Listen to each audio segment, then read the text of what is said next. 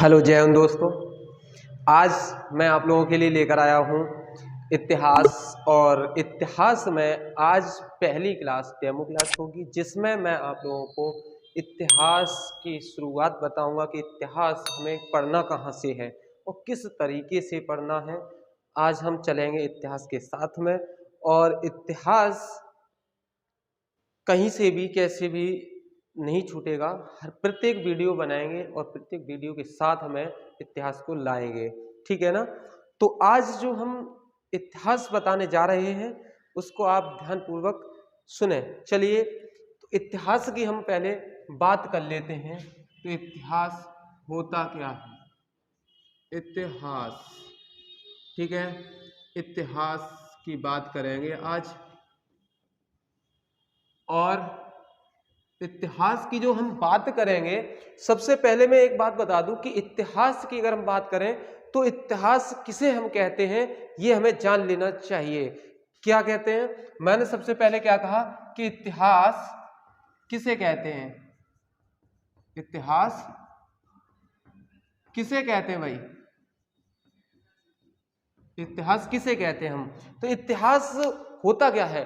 इतिहास का मतलब होता है कि बीता हुआ काल, मतलब कि जो हम पहले बीता हुआ समय का अध्ययन करते हैं उसे हम क्या कहते हैं? इतिहास कहते हैं। घटित हुई हुई परंपराओं को हम पढ़ना, देखना, जो साक्ष्य मिले हैं उनके बारे में हमें पढ़ना, समझना, वो हमारा क्या कहलाता है? इतिहास कहलाता है। इतिहास को अंग्रेजी में हम क्या कहते हैं? अंग्रेजी में इतिहास को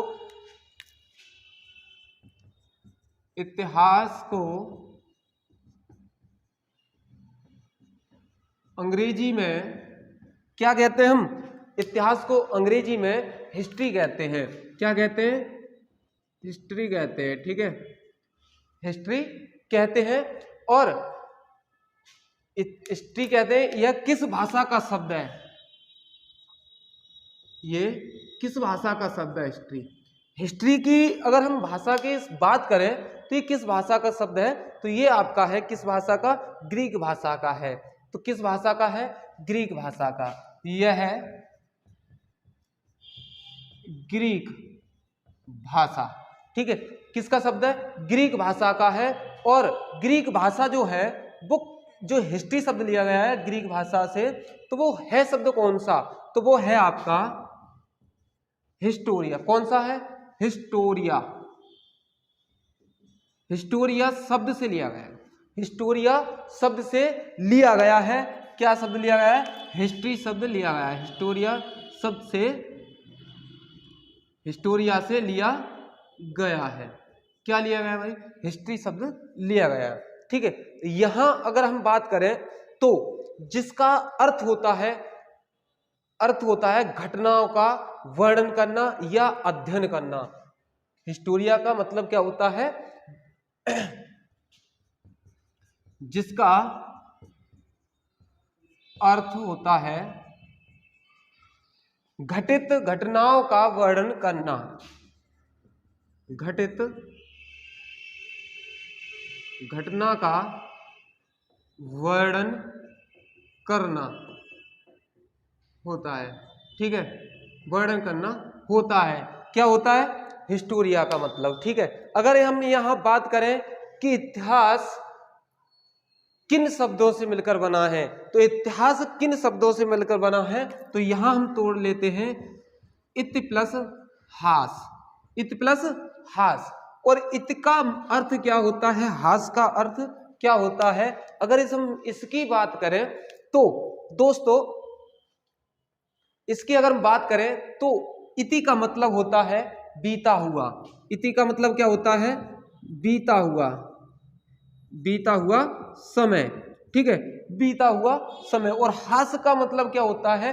घटित घटनाएं, घटित हुआ समय, ठीक है, बीता हुआ समय या घटित हुआ, बीता हुआ समय और घटित हुआ समय, तो मिलकर दो शब्दों से बना। इति प्लस हास से क्या बना है? इतिहास बना है। और यहां हम परिभाषा की बात करें, इतिहास की परिभाषा की, तो इतिहास की परिभाषा क्या कहलाती है? तो इतिहास की परिभाषा कहलाती है कि घटित घटना या उससे संबंधित रखने वाली घटनाओं का अध्ययन करना ही क्या कहलाता है? इतिहास कहलाता है। क्या कहलाता है? इतिहास कहलाता है। मैं लिख देता हूं, चलिए मैं लिख देता हूं, घटित घटनाओं का अध्ययन करना ही क्या कहलाता है? इतिहास कहलाता है। ठीक है, घटित घटनाओं या उससे संबंधित रखने वाली घटित घटनाओं का या उससे संबंधित घटनाओं का अध्ययन करना ही क्या कहलाता है? इतिहास कहलाता है। क्या कहलाता है? इतिहास कहलाता है। इतिहास कहलाता है। ठीक है, यहां तक क्लियर हुआ। इसके बाद में अगर हम बात करें आगे की, तो इतिहास के जनक कौन थे? इतिहास के जनक की बात करें तो इतिहास के जनक थे, इतिहास के जनक तो इतिहास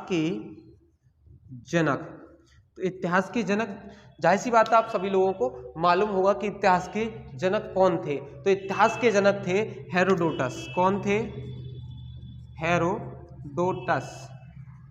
हेरोडोटस थे। ठीक है, अगर हम बात करें तो इतिहास के जनक हेरोडोटस को माना जाता है। ठीक है, और दूसरी हम बात करें तो हेरोडोटस द्वारा लिखित पुस्तक का नाम क्या है? हेरोडोटस द्वारा लिखित पुस्तक का नाम बताइए। चलिए, हेरोडोटस द्वारा लिखित पुस्तक का नाम क्या है? तो हेरोडोटस द्वारा लिखित पुस्तक का नाम क्या था? हिस्टोरिका था। क्या नाम था? हिस्टोरिका नाम था। हिस्टोरिका नाम था भाई। ठीक है, अब यहां से अगर हम बात करें तो इतिहास को कितने प्रकार से बांटा गया था? तो इतिहास को 3 प्रकार से बांटा गया था और जो बांटा गया था वो प्राऐतिहासिक काल था और आदि ऐतिहासिक काल था और ऐतिहासिक काल था। प्राऐतिहासिक काल में क्या क्या आएगा? प्राऐतिहासिक काल में आपका आ जाएगा जैसे पुरापाषाण काल, मध्यपाषाण काल और आपका नवपाषाण काल, 3 पाषाण काल, और एक आता है ताम्रपाषाण काल जिसे हम पढ़ेंगे अलग से। ठीक है, ताम्रपाषाण काल। और आदि ऐतिहासिक काल की अगर हम बात करें तो आदि ऐतिहासिक काल में कौन कौन से काल आएंगे? जब सबसे पहले आ जाएगा आपका सिंधु सभ्यता, फिर हड़प्पा, हड़प्पा, फिर कांसा। ठीक है, इसके बाद में ऐतिहासिक काल की हम बात करें तो ऐतिहासिक काल में कौन कौन सा आएगा? जैसे प्राचीन काल, मध्यकाल और आधुनिक काल, नेहरू काल और विश्व काल। ठीक है, ये चीज आएंगे। ठीक, और ऐतिहासिक काल होगा क्या? चलिए मैं लिखता चल रहा हूं साथ साथ में आप लोग। ये हो गया, हटा देता हूं इसको। चलिए इसको हटा देता हूं। चलिए इसके बाद में हम बात कर लेते हैं किसकी? इतिहास के प्रकार की बात। तो इतिहास के प्रकार कितने थे? चलिए इतिहास के प्रकार की हम बात करते हैं। इतिहास के प्रकार की हम बात कर लेते हैं। इतिहास के प्रकार कितने होते हैं? तो इतिहास के प्रकार मैं बता दूं आपको, 3 प्रकार होते हैं। कितने होते हैं? 3 प्रकार होते हैं। ठीक है, अब 3 प्रकार होते कौन कौन से हैं? नंबर मैंने पहला बताया था आपको प्रागैतिहासिक काल। कौन सा बताया था? प्रागैतिहासिक काल। ठीक है, प्रागैतिहासिक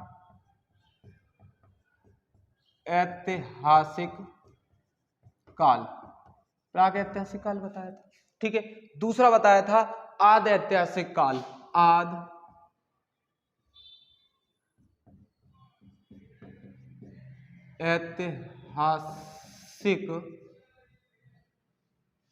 ऐतिहासिक काल। ठीक है, उसके बाद मैंने बताया था ऐतिहासिक काल,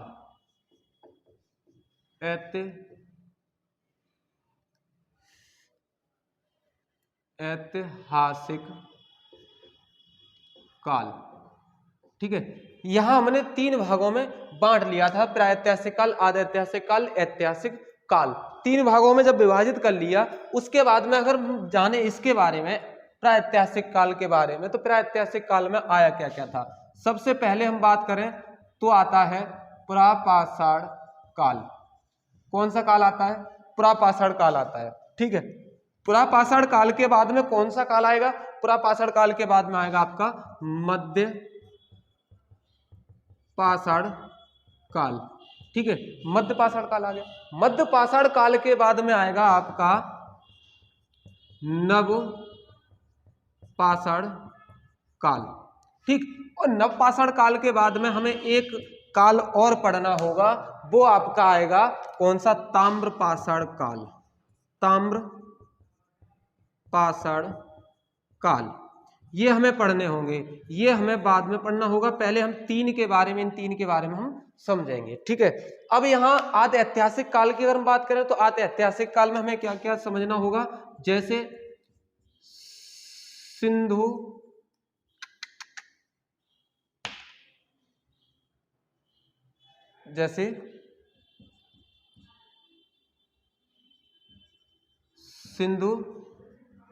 सभ्यता, सिंधु सभ्यता समझनी होगी। और हमें क्या समझना होगा यहाँ? और हड़प्पा सभ्यता समझनी होगी। कौन सी? हड़प्पा सभ्यता। ठीक है, और कांस, मतलब कि कांसा। ठीक है, कांसा, यहाँ कांसे के बारे में हमें समझना होगा। ऐतिहासिक काल की अगर हम बात करें तो ऐतिहासिक काल में हमें क्या क्या समझना होगा? प्राचीन काल और मध्यकाल। क्या क्या समझना होगा? प्राचीन काल के बारे में हमें पढ़ना होगा और मध्य काल के बारे में पढ़ना होगा। और इन दो काल के बाद में जो आगे आएगा वो आएगा आपका आधुनिक काल, नेहरू काल और विश्व काल। ठीक है, कौन सा आएगा? आधुनिक काल और नेहरू काल और विश्व काल। ठीक है, ये आपको समझना होगा। ठीक, यहां तक क्लियर हुआ? अगर यहीं में बात कर लूं कि प्राऐतिहासिक काल क्या है, आदि ऐतिहासिक काल क्या है और ऐतिहासिक काल क्या है, तो इस काल में मानव किसी लिपि और लेखन कला से परिचित नहीं था। इस लिपि में क्या था? किसी भी लेखन कला से परिचित नहीं था। यहां मैं लिख देता हूं, इस काल में मानव किससे परिचित नहीं था? मानव किसी भी लिपि और मानव किसी भी लिपि और कला से परिचित नहीं था। ठीक है, यहां तक क्या था? इस प्रागैतिहासिक काल की हम बात करें तो इस काल में मानव किसी भी लिपि और कला से क्या था? परिचित नहीं था। ठीक है, इसके बाद में हम बात करते हैं इस काल की, ऐतिहासिक काल की। तो ऐतिहासिक काल में लिपि से परिचित तो थे पर पढ़ी नहीं जा सकती थी। क्या था यहां जो आदि ऐतिहासिक काल की हम बात कर रहे हैं, आदि ऐतिहासिक काल में दोस्तों तो लिपि से परिचित तो थे लेकिन पढ़ी नहीं जाती थी। ठीक है, पढ़ी नहीं गई थी। ठीक है, पढ़ी ना जा सकी। पूरा ही लिख दूं, पढ़ी ना, यहां लिख देता हूं, पढ़ी ना जा सकी। ठीक है, यहां तक क्लियर हुआ? ठीक, इसके बाद में इस लिपि की हम बात कर ले तो इस लिपि में क्या हुआ था? इस लिपि में मानव किसी ना किसी लिपि से परिचित था और वह पढ़ी भी जा सकती थी और लिखी नहीं जा सकती, पढ़ी भी जा सकती थी। ठीक है, मानव किसी ना किसी लिपि से परिचित था। मानव किसी ना किसी लिपि से परिचित था। ठीक है, यहां क्या था? मानव किसी ना किसी लिपि से परिचित था। और जो परिचित था, इसके हम बात करें, जो परिचित था उस लिपि को पढ़ा भी जा सकता था। परिचित था और वह पढ़ी भी जा सकती थी, परिचित था और वह पढ़ी भी जा सकती थी, उसे पढ़ भी सकते थे। ठीक है, यहां तक समझ में आया? ठीक, यहां तक समझ में आया। इसके बाद में अगर हम बात करें तो इस काल के बाद में जो हमारा काल है इसे हम कहते हैं प्रागैतिहासिक काल। प्रागैतिहासिक काल में मैंने आपको 3 काल बताए। कौन कौन से बताए? पुरापाषाण काल, मध्यपाषाण काल, नवपाषाण काल और ताम्रपाषाण काल। ठीक है, यहां तक मैंने बताया। इसके बाद में आदि ऐतिहासिक काल में सिंधु सभ्यता, हड़प्पा और कांसा पढ़ना होगा, ये बताया। इसके बाद में ऐतिहासिक प्राचीन काल, मध्यकाल, आधुनिक काल और नेहरू काल, विश्वकाल पढ़ना होगा, ये चीज बताया। इसके बाद में हम बात करें आगे की तो पाषाण काल। सबसे पहले हम बात करें इस पाषाण काल की, तो पाषाण काल होता क्या है? यहां मैंने लिखा पाषाण काल। पाषाण काल होता क्या है? पाषाण काल की अगर हम बात करें तो इसे हम कहते हैं स्टोन एज। क्या कहते हैं? स्टोन एज कहते हैं। ठीक है, स्टोन एज का मतलब क्या होता है? मतलब कि पत्थर का काल। पत्थर का काल हम किसे कहते हैं? पाषाण काल को कहते हैं। पाषाण काल पत्थर का काल कहा जाता है। क्या कहा जाता है? पाषाण काल पत्थर का काल। मतलब कि पाषाण काल क्या है? पत्थर का काल है। ठीक है, पत्थर ही इसमें पाषाण काल में क्या आया था? पत्थर का ज्ञान हुआ था मनुष्य को।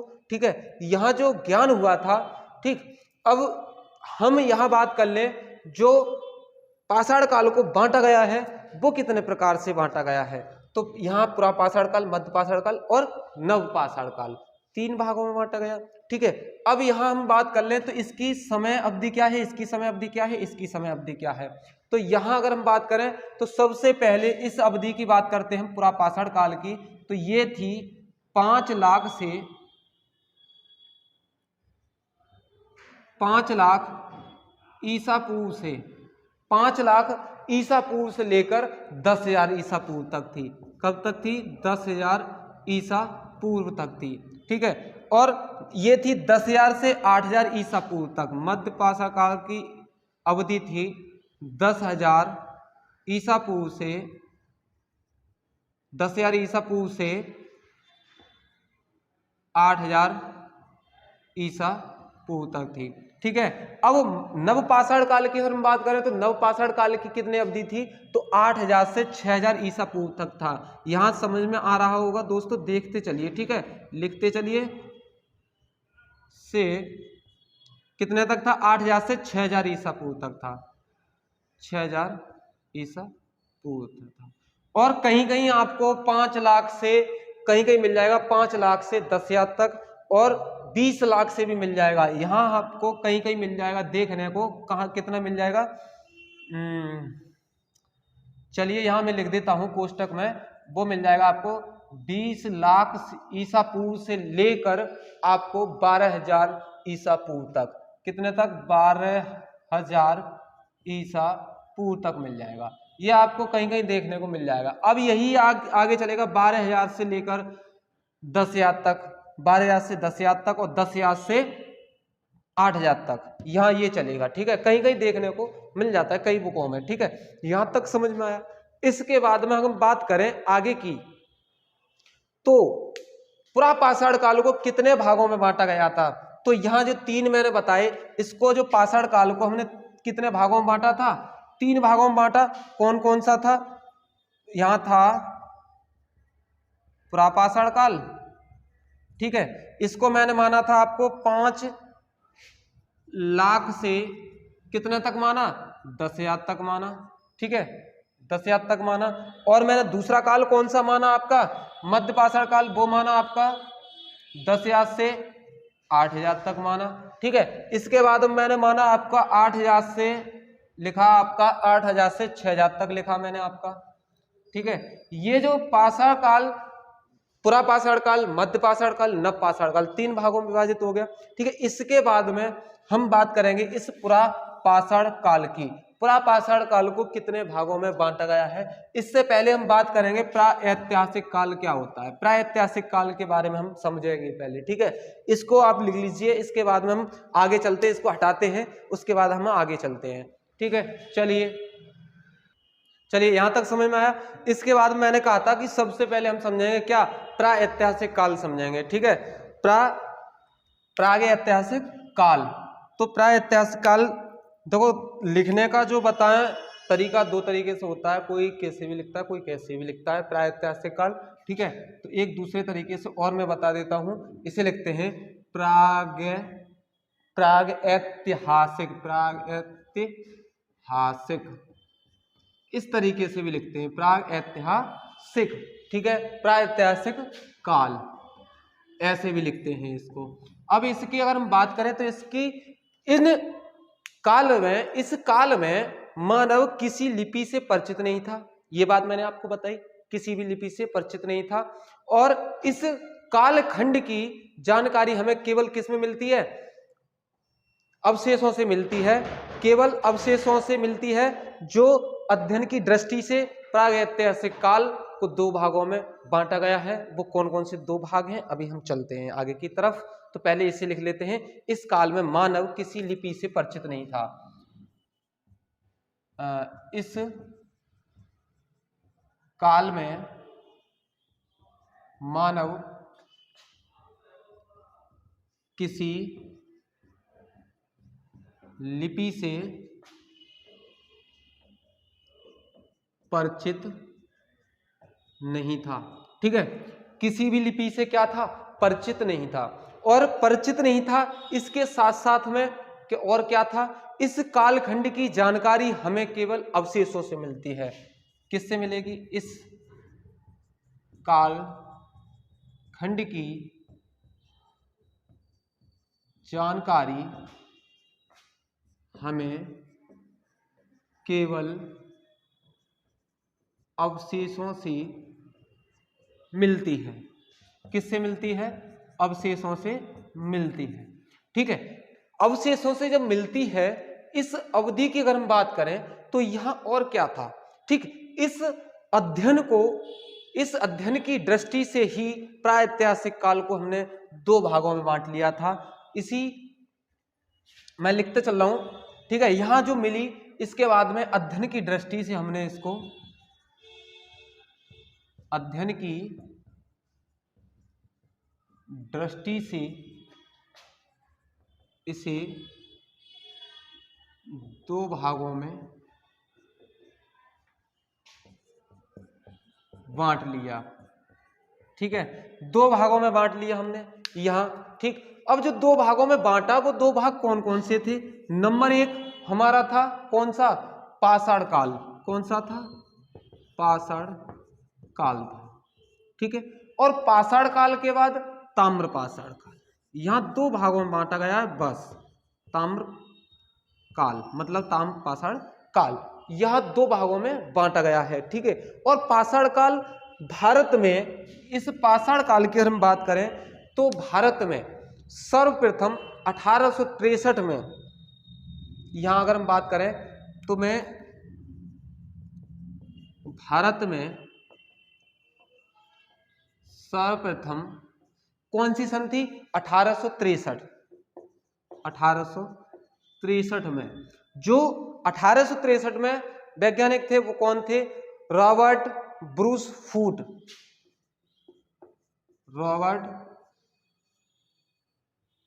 Robert Bruce Foote.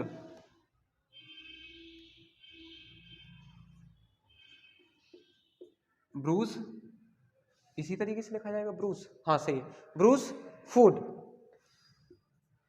Bruce Foote, ठीक है, ब्रूस फूट के नाम से थे। इन्होंने पाषाण काल सभ्यता की खोज की थी। क्या की थी, भारत में सर्वप्रथम 1863 में रॉबर्ट ब्रूस फूट ने किसकी, पाषाण काल की क्या की थी, खोज की थी। ठीक है, इसके बाद में अगर हम बात करें आगे, तो भारतीय पुरातत्व का पिता किसे कहा जाता है, भारतीय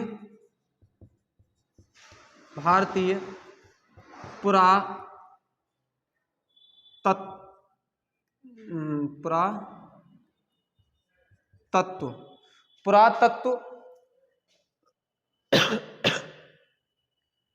भारतीय पुरातत्व का पिता किसे कहा जाता है, पुरातत्व का पिता किसे कहा जाता है? तो किसको कहा जाता है? पुरातत्व के जो भारतीय पुरातत्व का पिता जो कहा जाता है वो कहा जाता है आपका अलेक्जेंडर कनिंघम। अलेक्जेंडर कनिंघम को कहा जाता है। किसको कहा जाता है? अलेक्जेंडर कनिंघम को कहा जाता है। यहां दिखाई नहीं दे रहा होगा, यही लिख देता हूं, चलो। अलेक्जेंडर कनिंघम, अलेक्जेंडर कनिंघम, ठीक है, इनको कहा जाता है भारतीय पुरातत्व का पिता। ठीक, यहां तक समझ में आया। इसके बाद में पाषाण काल, मैंने बताया था पाषाण काल को हम बांटेंगे। पाषाण काल जो मैंने 3 भागों में बांटा था, पुरापाषाण काल, मध्य पाषाण काल और नवपाषाण काल, 3 भागों में जो बांटा था उसकी अगर हम बात करें तो यहां हम पुरापाषाण काल को बांट लेते हैं। उसके बाद हम चलेंगे आगे, ठीक है, प्रागैतिहासिक काल में ही चलेंगे और आगे जो 3 भागों में बांटा है वो कौन कौन से भागों में बांटा है वो यहां बात कर लेते हैं, ठीक है।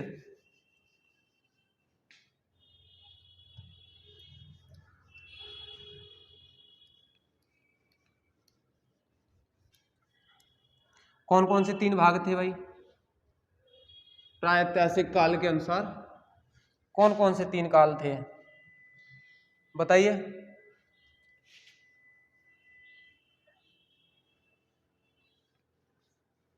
अगर हम बात करें प्रागैतिहासिक काल की, और प्रागैतिहासिक काल के अनुसार जो 3 भागों में बांटा था वो 3 भागों में कौन कौन से 3 भाग थे उसकी अगर हम बात करें तो 3 भाग कौन कौन से मैंने बताए थे? पुरापाषाण काल, मध्यपाषाण काल और नवपाषाण काल, ठीक है, 3 काल बताए थे।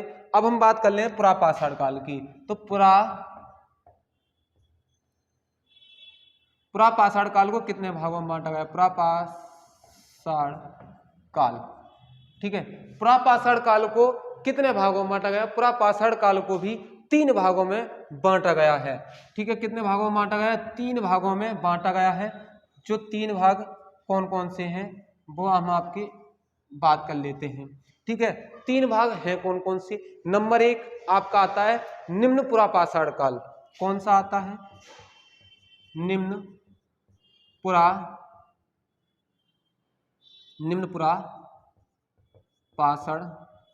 काल, ठीक है। निम्न पुरापाषाण काल के बाद में आता है मध्य पुरापाषाण काल।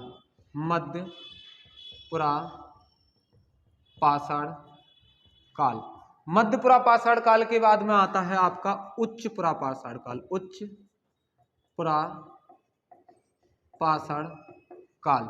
ये जो 3 काल आते हैं इनकी अवधि क्या होती है? निम्न पुरापाषाण काल की हम बात करें तो निम्न पुरापाषाण काल था 5 लाख से लेकर 5 लाख से इकाई, दहाई, सैकड़ा, हजार, 10,000, 50,000 तक। कितना था? 5 लाख से लेकर 50,000 तक था। और यहां की इसकी बात करें तो इसकी अवधि क्या थी? इसकी अवधि थी 50,000 से 40, 50,000 से 40,000 तक, 50,000 ईसा पूर्व से लेकर 40 तक। और इसकी अवधि की बात करें तो ये था आपका 40 से 10 तक। कितना? 10 तक था, ठीक है, 10 तक की अवधि थी। और इन अवधियों में 3 जो निम्न पुरापाषाण काल, मध्य पुरापाषाण काल और उच्च पुरापाषाण काल जो मिले उसमें हुआ क्या था? यहां जो औजार मानव ने प्रयोग किए थे वो कौन सी प्रणाली के थे? वो किस तरीके से प्रयोग करता था? वो थे आपके कोर प्रणाली संस्कृति। कैसे थे? कोर प्रणाली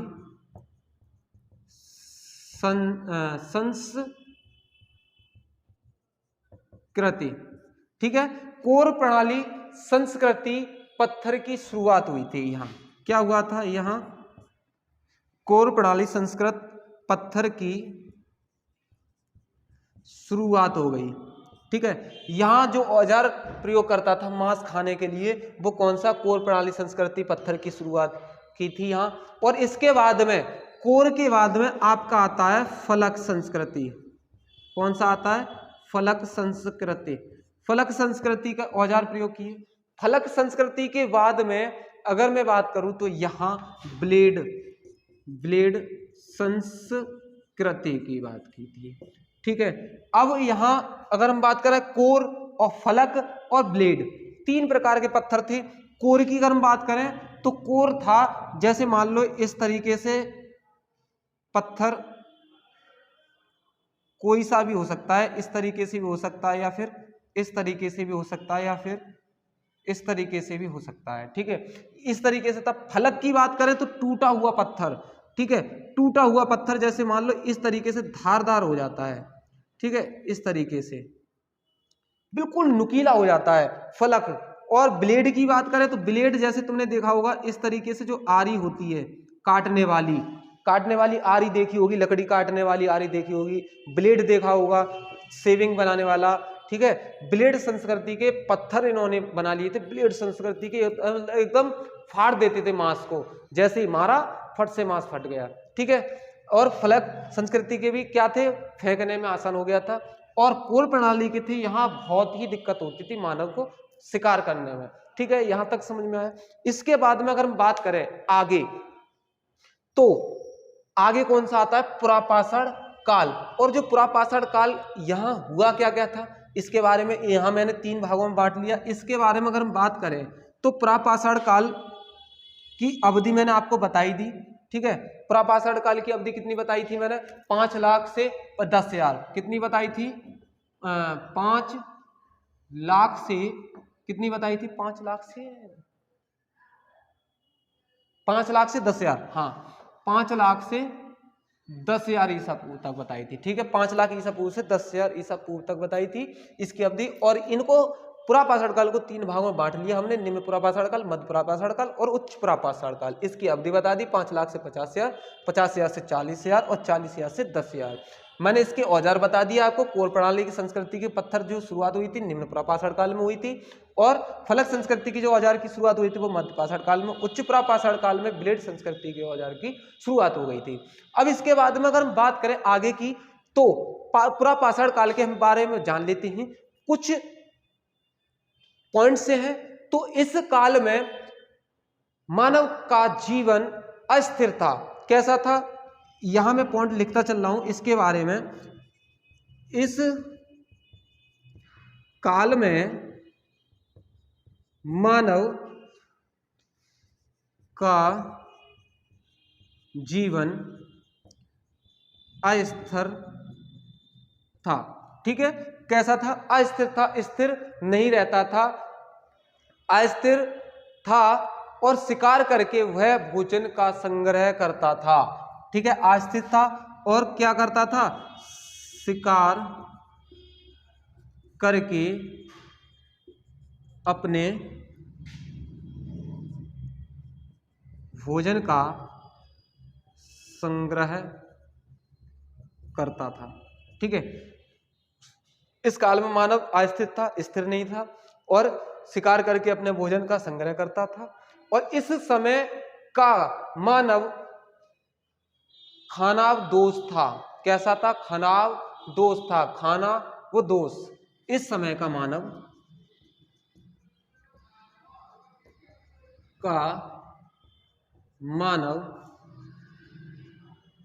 खानाव दोस्त था, खानाव दोष था। ठीक है, यहां तक क्लियर होगा। इसके बाद में अगर हम बात करें आगे की, तो अगला पॉइंट क्या कहता है, अगला पॉइंट है आपका, इस समय मानव की सबसे बड़ी उपलब्धि आग की खोज थी। ठीक है, इस समय मानव की उपलब्धि आग की खोज थी। यहां मनुष्य ने आग की खोज कर ली थी। ठीक है, आग की खोज की उपलब्धि मिली है यहां। और इसके बाद में अगर हम बात करें आगे की, तो इस समय का मानव पत्थर के बड़े बड़े औजारों का इस्तेमाल शिकार करने के लिए करता था। ठीक है, इस समय का मानव बड़े बड़े पत्थरों का, बड़े बड़े पत्थरों का प्रयोग शिकार के लिए करता था, शिकार के लिए करता था। ठीक है, यहां तक समझ में आया, शिकार के लिए करता था। ठीक, इसके बाद में इसी काल में मनुष्य से सर्वप्रथम चित्रकारी करना प्रारंभ किया। इसी काल में क्या हुआ, चित्रकारी करना प्रारंभ हुआ।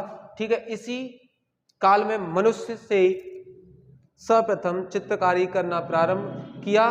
और चित्रकारी जो मिलती है वो किस में मिलती है, भीमबेटका की गुफाओं में। भीमबेटका की गुफा थी और गुफा के ऊपर चित्र देखने को मिलते हैं। ठीक है, यहां मैं लिख देता हूं। चलिए इसके बाद में मैं लिख देता हूं यहां अगला पॉइंट, जो अगला पॉइंट मिला था,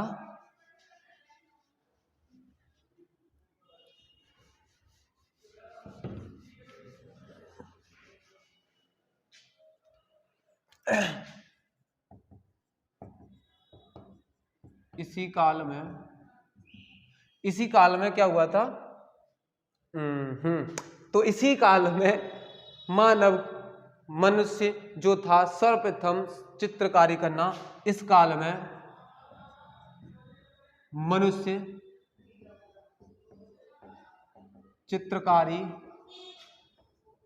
करना प्रारंभ कर चुका था।